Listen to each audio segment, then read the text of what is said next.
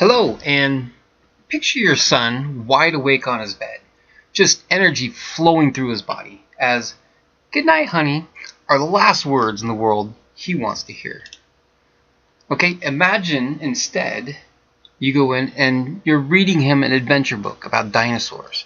Pictures of him riding atop T-Rex, wrestling Stegosaur. And you get his eyes closed.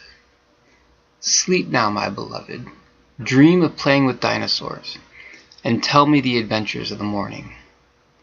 And off he goes. Well, that is the first purpose of my book, Hungry Samurai Dinosaurs from Outer Space. And as much as I want to get into it, I've got a few other things I want to say before we get there in video 4. So, what do you do? I hate that question. And it's never like what's in your heart or what kind of person or passion you have. It's more like, do I look up to you? Do I look down to you? How do you produce for our world? What kind of cog are you in our society?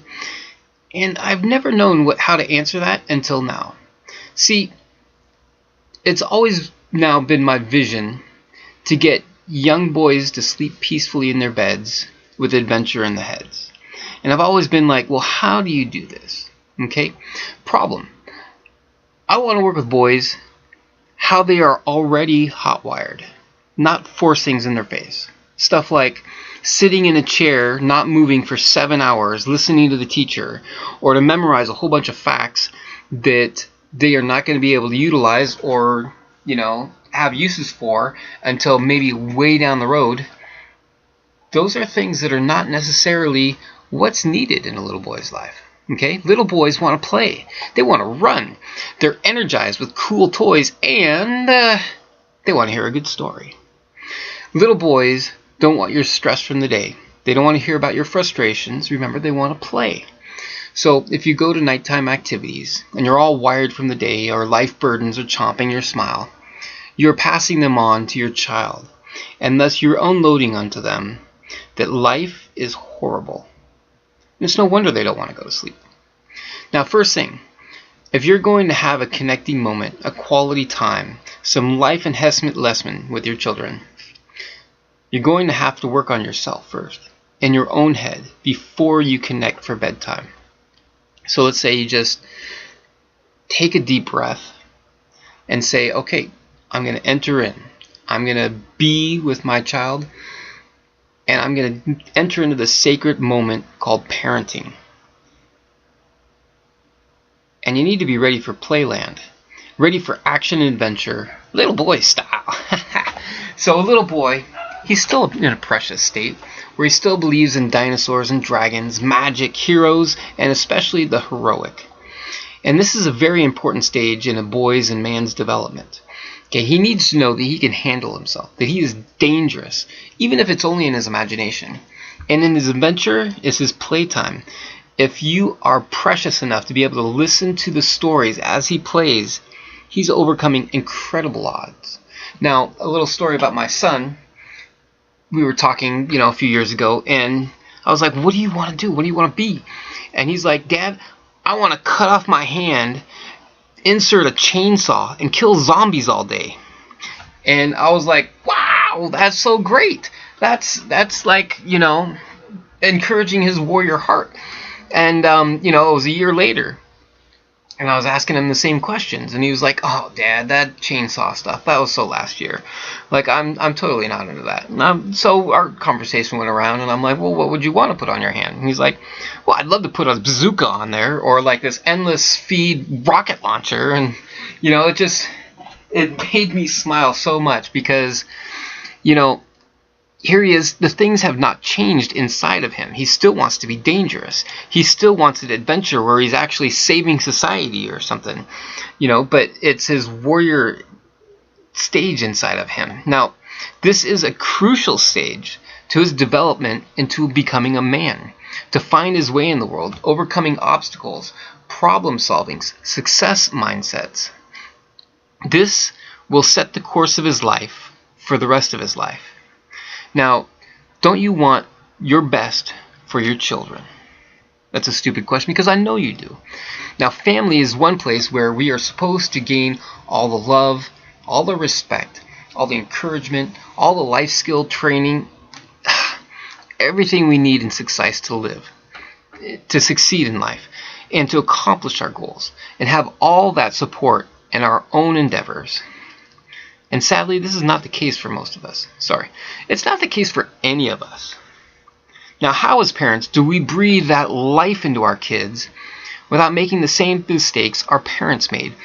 Or, truthfully, how even we will make? Okay, there is the big problem. There's no such thing as a perfect parent, as much as we strive to be. And trust me, there are no perfect children either. Compliant, yes. Perfect, absolutely not. Now, our children grow up and they receive soul wounds. They cower in fear from things. They're going to dislike your favorite food and maybe even talk back to you. Oh, man. So now you've heard the saying, you have to pick your battles. The battles that you feel you need to win with your child. Okay, for me, one of those battles is reading. My son has a people person personality. With a little training, he could become a phenomenal salesman or leader. But most of the people I know with that personality are not readers. They say, oh, I've read like 4, 5, 6 books in my entire life. That's just not going to cut it for me. For my battle, my children shall be readers. Not just readers, avid readers. Now, I would even trade off that they'd have less success in school if they get the reading habit. And I'll get more into the benefits of that later. So now, as I talked about before, our children have their own dreams, dream goals about life. Okay, many times the friction between parents and their children is because we simply don't agree with their dreams. Now, my son wants to cut off his hand and put a chainsaw on, okay, and go fight zombies. Now, it's been forever since I've seen a zombie. I've never seen a zombie except on TV. Where did he get this idea? Why in the world would he want to cut off his hand? These things are not something that I agree with. Yes, their dreams may seem impractical, nonsensical, or just plain stupid. But those are their dreams, at least for now. Don't be the parent who forms a habit of squashing their children's dreams. Respect their dreams no matter how preposterous, and give them time to figure out or grow out of them. In the same way, let your child read books that they want to read. I know some kids who read high-level math books and others who want to sing classical music in choir. I shake my head about these. And as though I may not have introduced them as a starting place for my children, I would be the first one to encourage them to continue studying or learning in these endeavors. Okay, my parents, my mom only, was the one who said, hey, I'm going to feed you mystery books. And they were age appropriate, but I could maybe tolerate 1 or 2, and then years would go by before I'd read another book. It was just not to what I was going to do. Today, my son is still fighting me about reading, and he's 10. Okay, I have no problem bribing him or rewarding him for reading books. Certain amount of reading that I judge worthy. Now, he likes Legos, so I bought a whole bunch of Lego minifigs on eBay, and mostly just superheroes and Halo guys. And every 25 pages of a good book or a whole big comic book, and he receives a minifig, and ends up being somewhere around like $1.50 per day. And that, my friends, is a price I am willing to pay. We hit the library and I let him choose which books to read. Again, it's the habit I'm after, not necessarily the content. If my parents had done that with me, I might have found a subject that I would have loved to read. But I didn't, so I didn't have a reading habit. And my son, he reads Big Nate, Diary of a Wimpy Kid, Super Diaper Baby, Adventure Times, and sometimes I'll read these books and I'll be like, how in the world did these things get published? Again, it's not my preferred content, but I'm not going to interfere with his dreams. I'm after the reading habit. This is why I want the reading habit so firmly formed in my children's lives. Okay, this is the big point. Whenever they are in a bad place in life, they always have a resource to go to for escape, comfort, or growth, however that might play out in whatever season of life they are in. Why wouldn't you want a steady stream of life lessons, success principles, wisdom, values, morals, vision, content, dreams that inspire, fellowship with like-minded people, sharing their journey with you, just streamed into your head each and every day?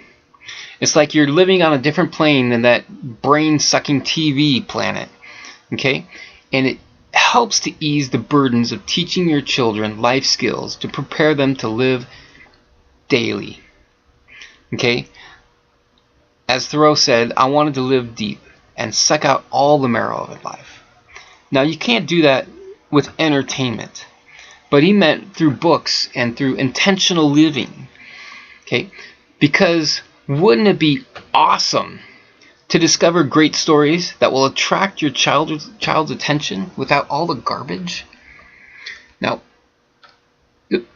tomorrow, we're going to continue on the real future and education of our child, of our kids.